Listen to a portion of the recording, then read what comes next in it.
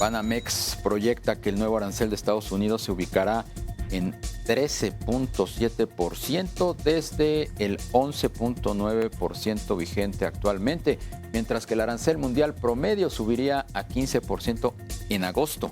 Por otra parte, pese al entorno de alta incertidumbre global, el peso mexicano ha logrado apreciarse alrededor de 10.5% respecto al dólar, lo que le posiciona como uno de los activos más resistentes del año. Vamos a conversar sobre el tema con Rodolfo Ostolaza, subdirector de estudios económicos de Banamex. ¿Cómo está, Rodolfo? Muy buenas tardes.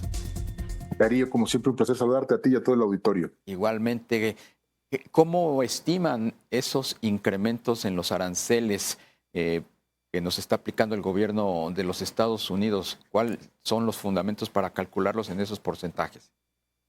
Básicamente lo que hacemos es analizar cómo se comportó el comercio durante el año pasado, en 2024, digamos por fracción arancelaria, por llamarlo de alguna manera, por producto, para ver aquellos que van a ser impactados, y para eso también consideramos cuántos de estos entran a Estados Unidos vía TEMEC. Y esto es importante porque actualmente solamente hay dos formas de entrar a Estados Unidos libres de arancel. Uno, por exenciones que el propio Estados Unidos haya mencionado, las tuvo el 2 de abril, las tuvo el 11 de abril, cuestiones muy específicas como farmacéuticos, semiconductores, productos eléctricos.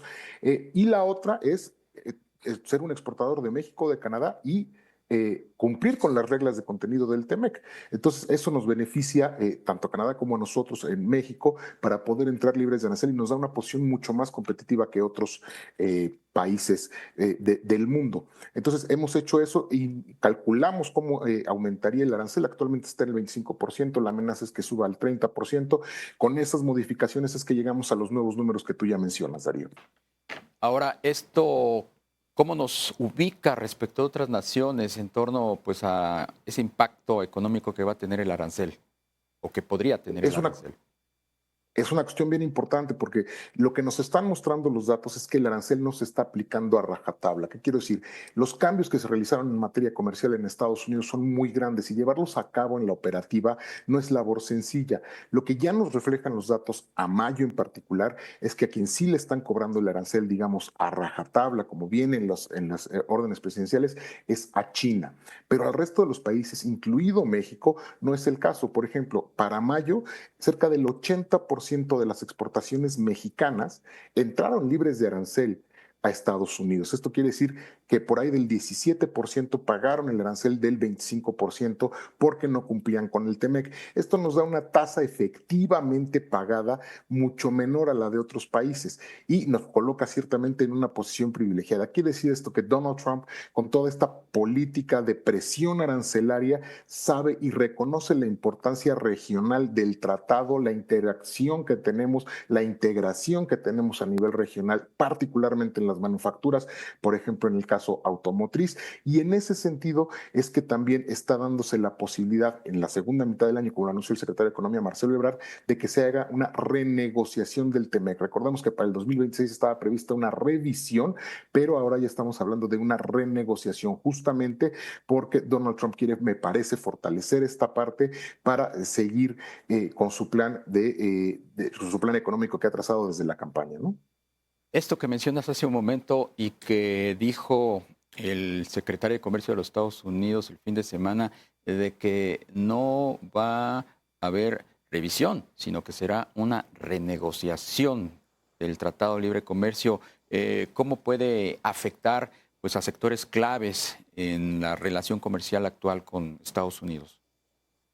Creo que la mejor manera de verlo es cómo se realizó la renegociación justamente en 2018, donde los cambios fueron particularmente en la parte de contenido regional. Se aumentó ligeramente el contenido regional, pero en el sector automotriz se aumentó de manera importante y ahí se metió el primer componente laboral del tratado, donde aquellas plantas que se dedican a producir automóviles para la exportación deben de tener un salario mínimo por hora de $16, ¿no? Entonces es probable que este tipo de requisitos continúen. También está toda la parte de qué se va a hacer cuando existan cambios o cuando hay alguna controversia, cómo se van a manejar estos paneles, toda la parte de digitalización de tecnologías de la información me parece que también se le va a dar una revisada. Sin embargo, me parece que, insisto, dada la cercanía de México, en particular de las manufacturas, con la de Estados Unidos y lo integradas que están las cadenas de valor en esta región, será muy difícil que veamos algún cambio drástico que implique un deterioro de la posición arancelaria relativamente mejor que tiene México con respecto al resto del mundo. Rodolfo, háblanos de la apreciación de más de 10% que ha experimentado el peso.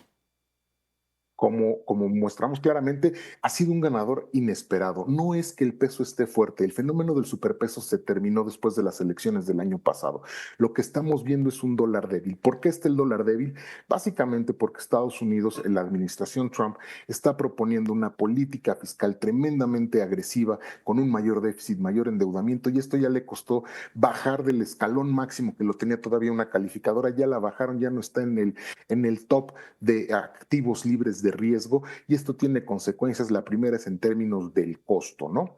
En ese sentido, los mercados lo han entendido así, todas estas amenazas arancelarias que no necesariamente se ven reflejadas en la práctica, también las está considerando el mercado, y eso ha debilitado la hegemonía, digamos, del dólar. Sigue siendo la moneda más importante para realizar transacciones a nivel internacional, no solo físicas, sino también financieras, pero esta excepcionalidad del dólar parece que se ha debilitado y las acciones del propio Donald Trump van para allá. Insisto, no es que el peso se encuentre muy fuerte, por el contrario, lo que estamos viendo es una debilidad del dólar que tenía muchísimos años que no veíamos. ¿Y creen que se vaya a debilitar todavía más el dólar? Normalmente el tipo de cambio en México tiene una tendencia a depreciarse, ¿no? Si vemos los datos mucho más históricos, vemos que existe esta tendencia a depreciarse para llegar a un rango, digamos, más o menos de 20 pesos por dólar. Lo que estamos viendo actualmente es que el mercado de futuros tiene esta tendencia a la depreciación. Nuestros propios estimados de tipo de cambio para el fin de año lo ubican todavía por debajo de 20 pesos al final de este año, por ahí de 19.90. Quiere decir que sí estamos esperando que en cuanto se vaya regularizando poco a poco las condiciones externas e internas, vayamos viendo esto, porque por ejemplo, el diferencial que hay entre Banco de México y la Fed ha disminuido muchísimo y no se ha visto reflejado en una depreciación. Quiere decir que son otras noticias, otros focos los que están jalando la atención de los inversionistas que operan con la moneda mexicana.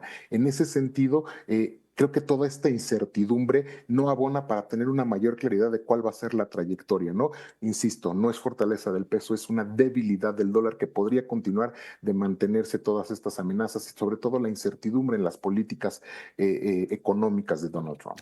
Rodolfo Stolaza, subdirector de estudios económicos de Banamex. Muchas gracias por la entrevista. Siempre es un placer, Darío. Hasta pronto.